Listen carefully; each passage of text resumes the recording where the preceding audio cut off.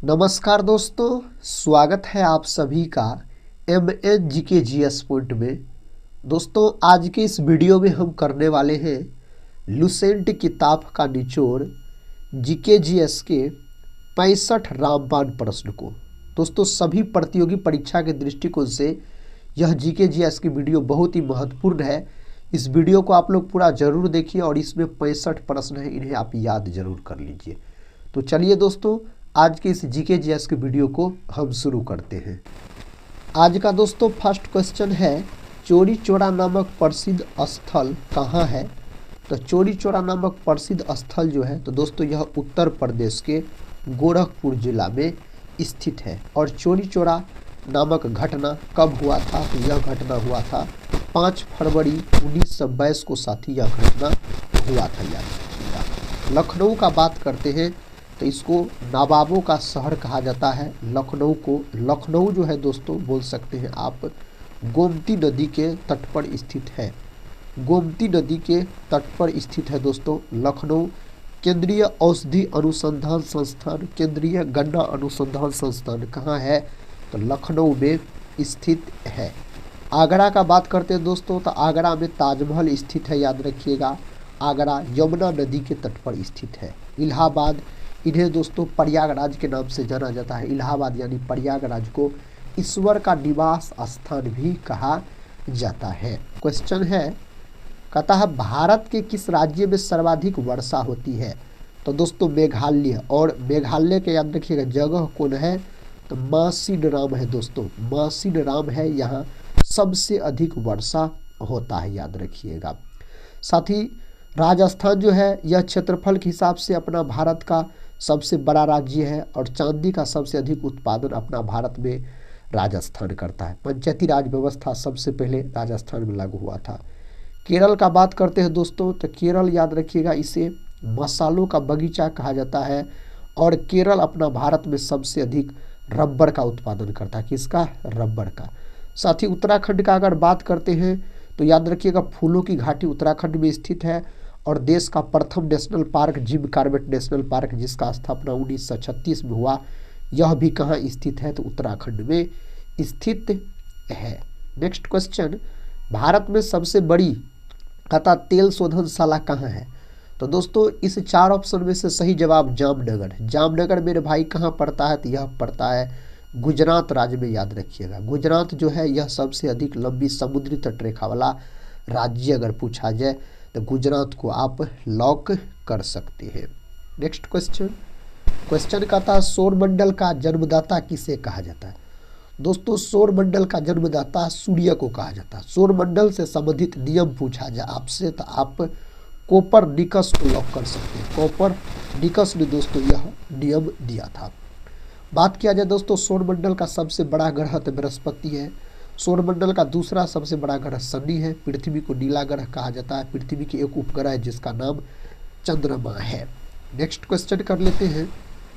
Question कहता है Kakori train डकैती कांड के नायक कौन थे? दोस्तों यह घटना कब हुआ था?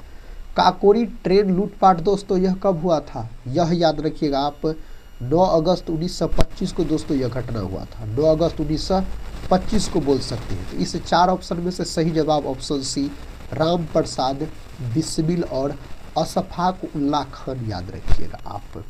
अगला प्रश्न है, प्रश्न कहता है एशिया का सबसे बड़े मरुस्थल कौन सा है? एशिया का सबसे बड़ा मरुस्थल अगर पूछा जाए तो गोबी, याद रखिएगा दोस्तों। क्या हो जाएगा? गोबी हो जाएगा। थार याद रखिएगा, भारत का सबसे बड़ा मरुस्थल है थार, याद रखिएगा। साथ ही ऑप्शन यहाँ पर बी को आप लॉक कर सकते हैं इस प्रश्न के अनुसार। अगर साथ ही टकला मकान का बात किया जाए तो यह चीन में स्थित है। कहाँ स्थित है? तो चीन में मेरे भाई यह स्थित है। नेक्स्ट क्वेश्चन कहता है हिंदुस्तान जिंक लिमिटेड का मुख्यालय कहाँ है?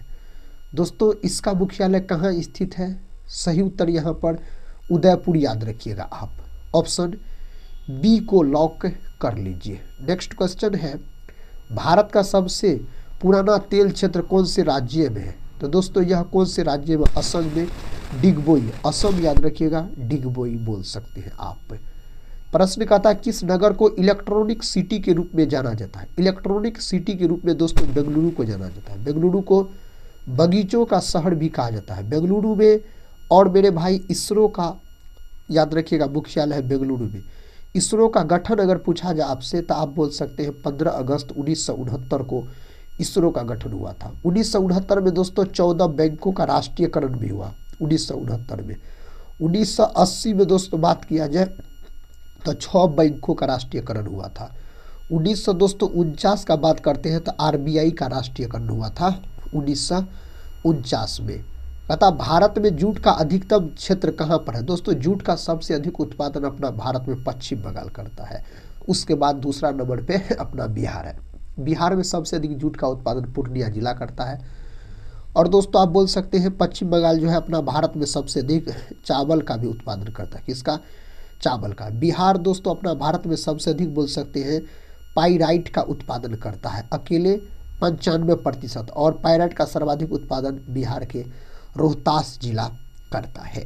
अगला प्रश्न कहता मेरे साथी भारत में पहला समाचार पत्र किसने शुरू किया था? तो इसको शुरू किया गया था जेम्स हिक्की के द्वारा, बंगाल गजट जिसका नाम था। याद रखिएगा। दादा भाई नौरोजी का बात किया जाए तो धन निष्कासन का सिद्धांत दादा भाई नौरोजी के द्वारा दिया गया। रविंद्रनाथ टैगोर को गीतांजलि के लिए 1913 में सबसे पहले नोबेल पुरस्कार दिया गया भारत में। अगला प्रश्न कहता है देवदास उपन्यास के रचनाकार कौन है? दोस्तों इसके रचनाकार कौन है? शरत चंद्र चट्टोपाध्याय। याद रखिएगा। ऑप्शन डी को अगर लॉक किए हैं तो सही उत्तर चुने हैं आप सभी दोस्त लोग। विश्व इतिहास की झलक के रचयिता कौन है? साथ ही सही उत्तर जवाहरलाल नेहरू। याद रखिएगा पंडित जवाहरलाल नेहरू यहाँ पर सही उत्तर हो जाएगा। लाइफ डिवाइन पुस्तक के लेखक कौन है? इस पुस्तक के लेखक अरविंद घोष। याद रखिएगा दोस्तों। ऑप्शन बी अरविंद घोष बोल सकते हैं। पृथ्वी को और किस नाम से भी जाना जाता है? पृथ्वी को नीला ग्रह कहा जाता है। नीला ग्रह इसे दोस्तों जल के कारण कहा जाता है। महात्मा गांधी दक्षिण अफ्रीका से भारत किस वर्ष लौटे थे? तो 9 जनवरी 1915 को। इसीलिए 9 जनवरी के दिन बोल सकते हैं आप कौन दिवस मनाया जाता है? तो प्रवासी दिवस मनाया जाता है। कौन दिवस दोस्तों? प्रवासी दिवस मनाया जाता है। अगला प्रश्न कहता करो या मरो का नारा किसने दिया? यह नारा दोस्तों महात्मा गांधी के द्वारा दिया गया था। और यह नारा भारत छोड़ो आंदोलन में दिया गया था। भारत छोड़ो आंदोलन 8 अगस्त 1942 को मुंबई के ग्वालियर ट्रैंक मैदान से शुरू हुआ था। सुभाष चंद्र बोस का बात किया जाए तो जय हिंद का नारा दिया। दिल्ली चलो, तुम मुझे खून दो, मैं तुम्हें आज़ादी दूंगा। ये सब नारा सुभाष चंद्र बोस का नारा है। अगला प्रश्न है वर्ष 1919 में जालियांवाला बाग हत्याकांड कहाँ पर हुआ? साथ ही यह कहाँ पर हुआ था? तो यह हुआ था अमृतसर में। अमृतसर आपको पंजाब में पड़ता था। पंजाब के अमृतसर में 13 अप्रैल 1919 को यह घटना हुआ था। जालियांवाला बाग हत्याकांड के जांच के लिए कौन आयोग का गठन किया गया? तो हंटर आयोग का गठन किया गया था। अगला प्रश्न देखिए। प्रश्न का था नमक सत्याग्रह किस सन में प्रारंभ हुआ? दोस्तों नमक सत्याग्रह का जो शुरुआत हुआ था 1930 में।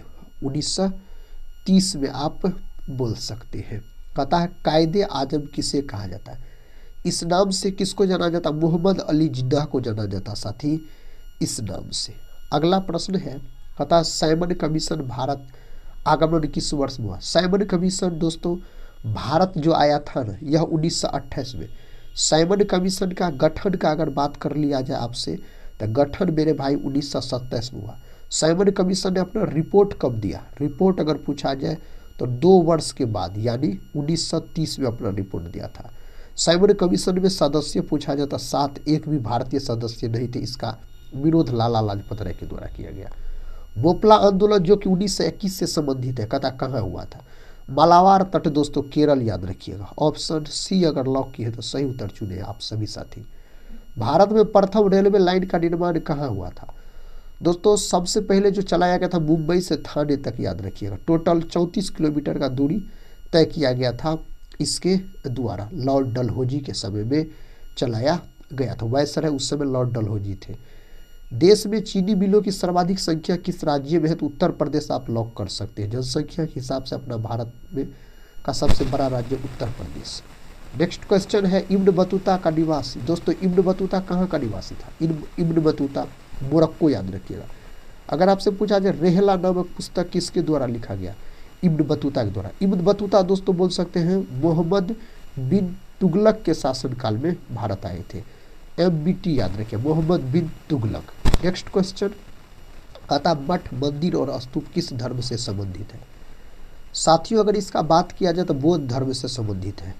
महात्मा बुद्ध का जन्म अगर आपसे पूछा जाए तो कपिल वस्तु लुम्बिनी में हुआ था, जो कि नेपाल में पड़ता है। और महात्मा बुद्ध ने दोस्तों बौद्ध धर्म का संस्थापक महात्मा बुद्ध। जैन धर्म के संस्थापक पूछा है ऋषभ देव। और दोस्तों बोल सकते जैन धर्म के टोटल 24 को तीर्थंकर हुए, 24वां और अंतिम महावीर स्वामी याद रखिएगा आप। तथा भगवान महावीर का प्रथम शिष्य, भगवान महावीर का प्रथम शिष्य दोस्तों जमाली याद रखिएगा। कौन? जमाली आप बोल सकते हैं। तथा पहली औद्योगिक क्रांति किस देश में हुई थी? यह क्रांति ब्रिटेन में हुआ था। कहाँ? ब्रिटेन में साथी हुआ था। अगला प्रश्न है, भारतीय लघु उद्योग विकास बैंक का मुख्यालय कहाँ है? इसका मुख्यालय कहाँ है? लखनऊ में। कहाँ है? लखनऊ में दोस्तों इसका मुख्यालय स्थित है। मध्य प्रदेश में कतः पीतमपुर किसके लिए जाना जाता है? साथी यह जाना जाता है ऑटोमोबाइल के लिए। ऑप्शन सी को लॉक कर लीजिए, ऑटोमोबाइल के लिए जाना जाता है। गुप्त काल की सोने की मुद्रा को क्या कहा जाता था? इसको दोस्तों दिनार कहा जाता था। क्या? दिनार आप बोल सकते हैं। कहता विश्व प्रसिद्ध उलंग चाय कहाँ पैदा की जाती है? साथियों यह ताइवान में पैदा किया जाता है। ऑप्शन ए ताइवान आप बोल सकते हैं। दूरी के साथ स्थान परिवर्तन क्या कहलाता है? दूरी के साथ स्थान परिवर्तन विस्थापन कहलाता है। और दोस्तों बोल सकते विस्थापन जो है यह सदिश राशि है। कौन राशि है? विस्थापन याद रखिएगा आप, सदिश राशि है। अगला प्रश्न है, आर्थिक उदारीकरण के जनक किसे कहा जाता है? आर्थिक उदारीकरण के जनक दोस्तों पूछा जाए PV नरसिम्हा राव, और इसका श्रेय मनमोहन सिंह को भी दिया जाता है। यहाँ पर मनमोहन सिंह बोल सकते हैं। Option C. अगला प्रश्न है, भूमध्य सागर की सीमा कितने महाद्वीपों को छूती है? तो दोस्तों कितने महाद्वीपों को? तो 3। ऑप्शन तीसरा सही उत्तर हो जाएगा। नेक्स्ट क्वेश्चन, देश का पहला वस्त्र पार्क कहाँ स्थापित किया गया था? इसको स्थापित किया गया था बेंगलुरु में। कहाँ दोस्तों? बेंगलुरु में याद रखिएगा स्थापित किया गया था। सार्क मानव संसाधन विकास केंद्र कहाँ स्थित है? तो यह स्थित है इस्लामाबाद। कहाँ? इस्लामाबाद में स्थित है। ज्वाला गट्टा किस खेल के प्रसिद्ध खिलाड़ी है? तो साथियों यह बैडमिंटन के है। कहाँ के है? बैडमिंटन खेल से संबंधित है। रीढ़ में कुल कितनी हड्डियां होती है? तो रीढ़ में दोस्तों 33 याद रखिएगा आप। नेक्स्ट क्वेश्चन, क्वेश्चन का था भारत के किस राज्य का सबसे लंबा समुद्री किनारा है? तो गुजरात। गुजरात नहीं रहता तब आप आंध्र प्रदेश को लॉक करते। किसको? तो आंध्र प्रदेश को तब लॉक करते। नेक्स्ट क्वेश्चन है, मंगल ग्रह सूर्य से कौन सा स्थान पर है? मंगल ग्रह जो है यह चौथे स्थान पर है दोस्तों। अगला प्रश्न, प्रश्न का था उर्दू किस भाषा का शब्द कहलाता है? उर्दू का बात किया जाए यह तुर्की भाषा का शब्द कहलाता। कौन भाषा का? तुर्की भाषा का। कौन सा देश गेहूं का सबसे बड़ा उत्पादक है? तो साथियों चीन याद रखिएगा, यहाँ पर चाइना हो जाएगा।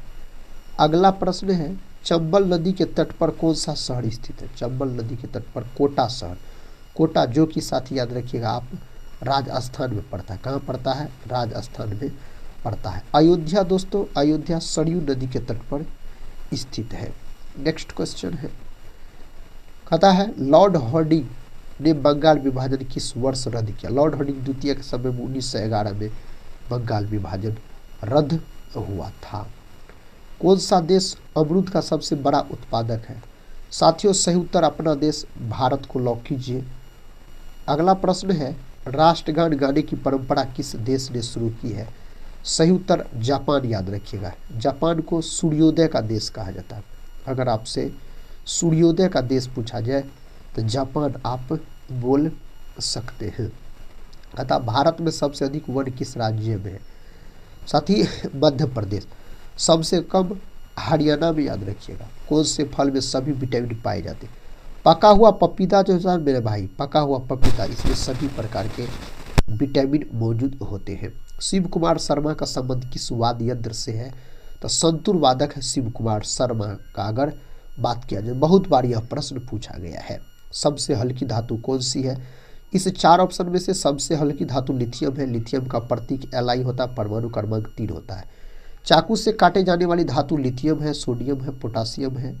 और दोस्तों किरोसिन तेल में डुबाकर सोडियम को रखा जाता है और ये तीनों धातु मुलायम भी होती है। आप सभी दोस्त लोग से हम रिक्वेस्ट करते हैं दोस्तों, अगर आप लोग चैनल पे पहली बार विजिट कर रहे हैं तो चैनल को सब्सक्राइब कर बेल आइकन को प्रेस जरूर कर लीजिए और साथ ही इस वीडियो को एक लाइक जरूर कर दीजिएगा।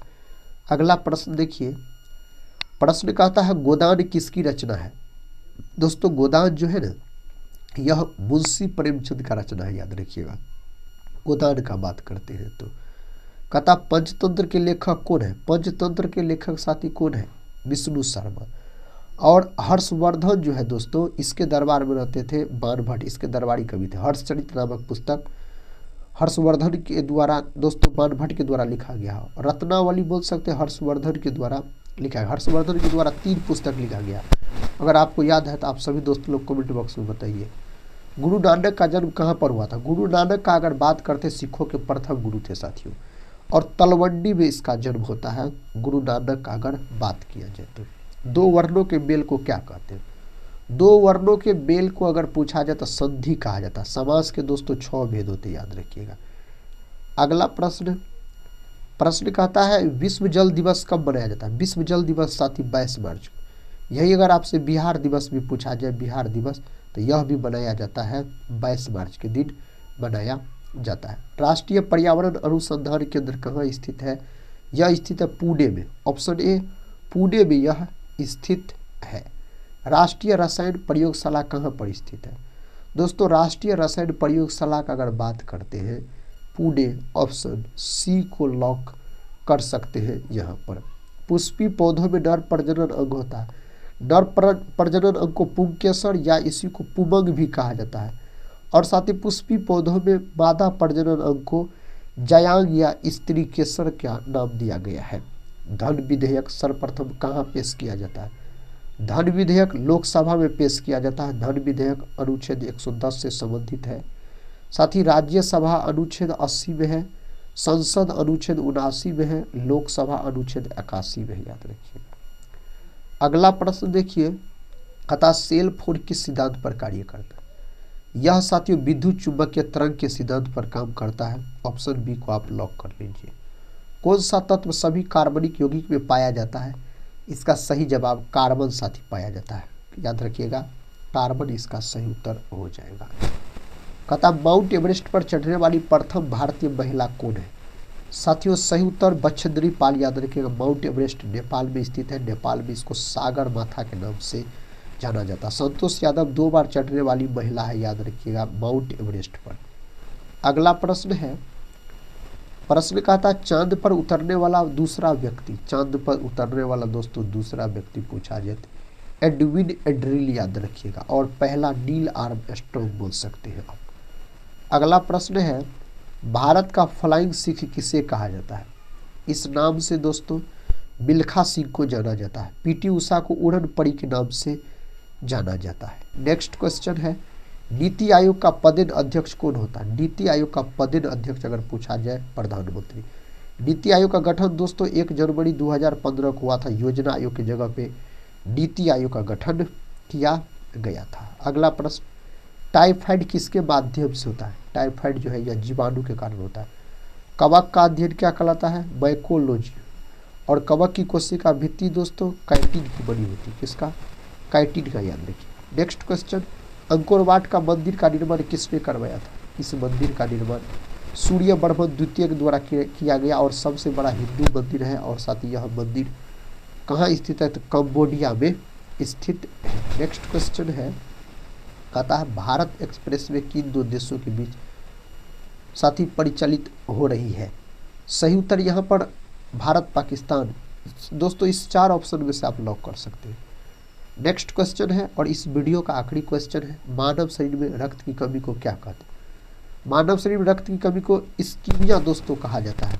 रक्त जो है यह एक प्रकार का तरल संयोजी उत्तक होता है। रक्त का पीएच मान 7.4 होता है। और साथ ही आप बोल सकते हैं रक्त जो है ना, रक्त याद रखिएगा दोस्तों, इसका जो रंग है हीमोग्लोबिन के कारण लाल होता है रक्त का रंग। और रक्त में कौन धातु पाया जाता है, लोहा धातु यानी Fe याद रखिएगा पाया जाता है। साथ ही आज की इस वीडियो में हम आपको जीके जीएस के शानदार 65 प्रश्न का रिवीजन करवाएं। 65 से अधिक प्रश्न ही दोस्तों होगी इस वीडियो में। अगर साथ ही इस वीडियो को आप लोग पूरा देखें तो कमेंट बॉक्स में अपना स्कोर जरूर बताइएगा। इससे क्या होगा, तो आपके एग्जाम की तैयारी का पता चलेगा जो आपका तैयारी किस प्रकार का है। तो साथ ही हम वीडियो के अंत में यही बोलेंगे, पढ़ते रहिए और अपने एग्जाम की तैयारी में लगे रहिए। हम मिलते हैं नेक्स्ट वाले वीडियो के साथ, तब तक के लिए जय हिंद जय भारत।